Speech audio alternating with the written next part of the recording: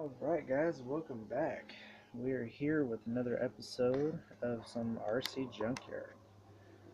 Here with the good old bandit. And just like I mentioned in earlier episodes, what we were actually planning on doing was we're actually going to take the front shocks off and we're actually going to check the oil in the dampeners. And if all else fails, might take some out because that's too stiff. That's just too stiff for me. I like flex. I like it sitting really low to the ground. You know, when I'm looking for speed, I'm looking for aerodynamics. So that's what we're gonna go ahead and do. You know, sorry if it's not the best video.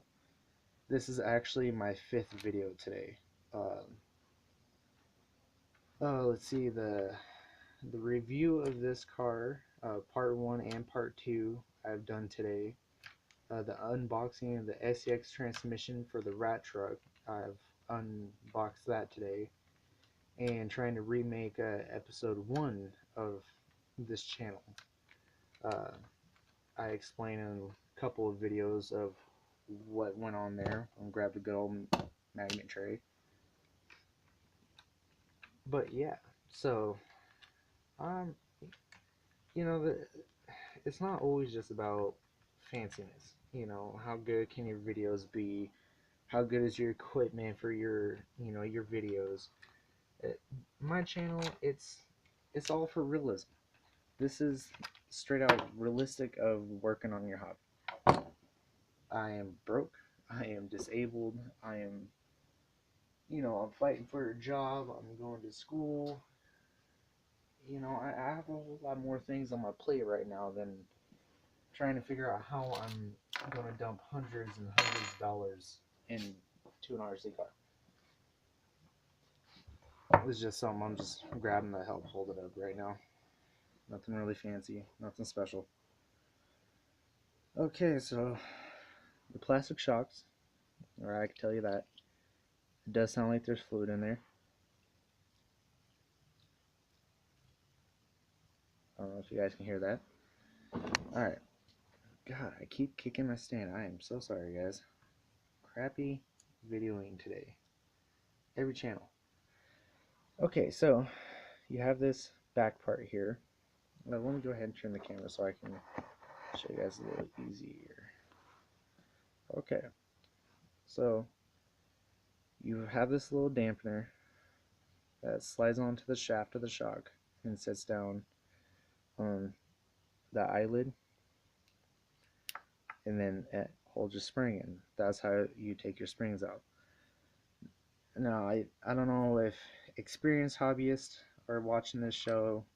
You know, I'm just explaining some of this for people that's never watched the show before. So, there's the whole spring kit. You got your spring, you got the upper stop, for the upper side of the dampener up here, the bump stop on the shaft that I was explaining, and then you just grab a hold and you just twist. If it's good fluid, we might just reuse it, but I'm not expecting on any of this being changed since the early 2000s, at least, when this car came out. This specific model, not some of the other Bandit promos. Oh, that looks nasty. I don't know if you guys can see in there, but that looks straight up nasty. It's literally thick. It's not even pouring out yet. What do I have? What do I have? Oh, good lordy. I don't think I have anything. Oh, this is not good. Let me try to find something to put this in, and we will get right back. It's always good to have a monster can laying around, huh?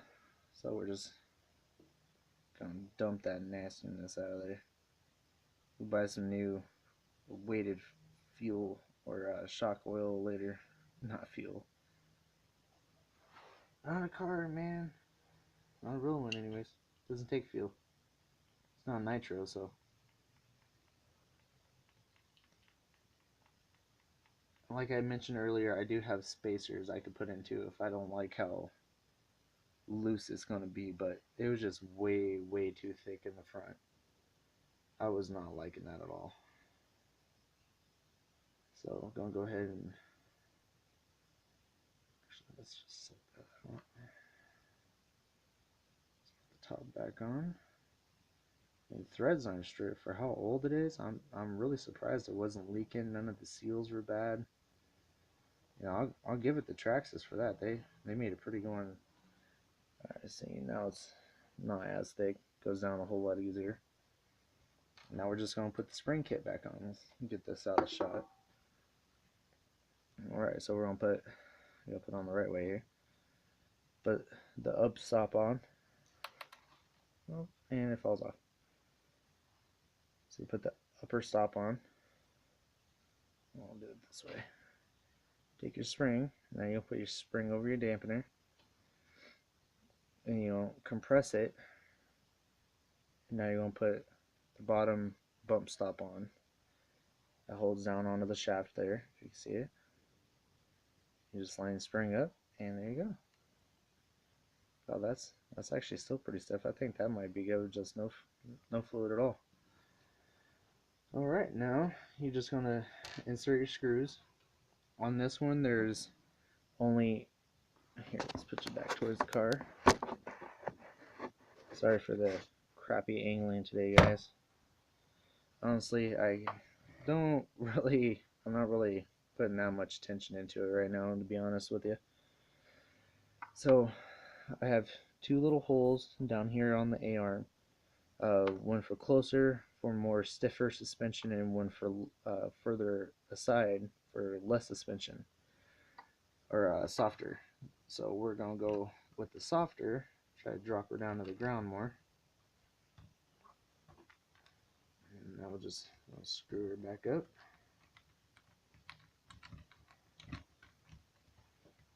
We haven't even ran it since the last video yet either. You know, like I said, this is all being done in the same night. Just different videos. Now you're going to grab your upper shock screw and put it through the eyelid. Sorry if my big old hands are in the way for you guys. Get it started and I'll resituate. Come on. You're gonna fight me this time, aren't you? There we go. Now I finally got her started. You want to push the spring back up there. Here, I'll zoom in so you guys can see a little better. There, give you guys a little better idea. You want to scoot it up onto the actual screw lid, or the lip that's on the screw that holds the dampener in place. You can call them shocks, dampeners. I mean, whichever you like, honestly. Right, there's no way of avoiding. My hand's gonna be in the shot. I know it.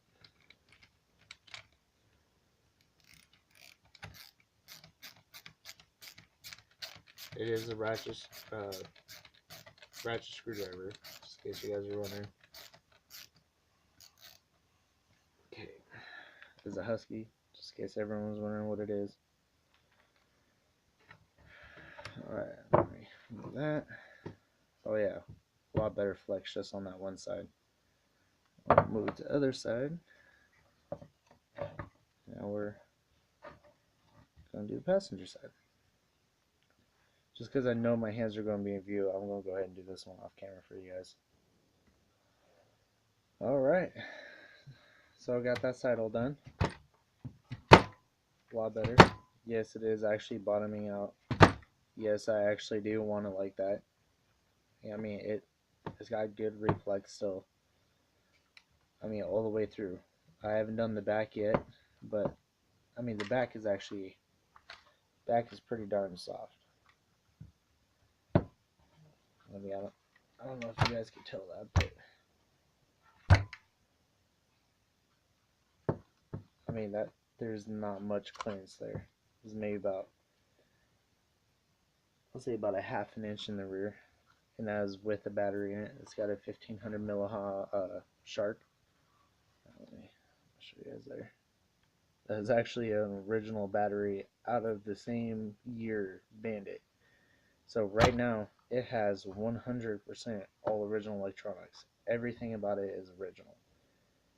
The tires, yes, they are original, but I did cut them into slicks. I cut the knobs off of them. I did that for a reason. Before you guys start commenting and start hating in the comments, I like it this way. I did it because I'm pretty much all around concrete. It's definitely better for me. I still get traction in the mud, or not the mud, in the dirt, my backyard. The ESC and all that is not waterproof, so I'm not planning on running this through the mud just yet. There is a pretty good idea I have cranking around in my head, so we'll see how that goes. But I figured before we call this video a wrap, let's see this bad boy actually in action. Let's see how that motor is going to do now, since we lubed that up too in the last one. So let's fire up, get a good camera angle, and see what we can do. Alright guys, so got her all fired up. A lot quieter. I know the body's not sitting straight, it's just the power wire. Now that's why I cut those tires.